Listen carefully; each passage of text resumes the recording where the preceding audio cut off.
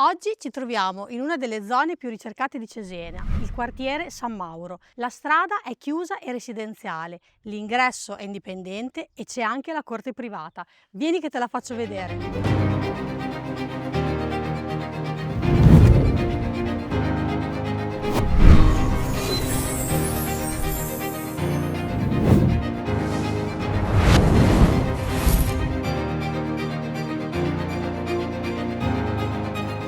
L'appartamento è già pronto da vivere, si sviluppa su 2 livelli e al piano primo potrai trovare questo bellissimo terrazzo dove godere della tranquillità della zona.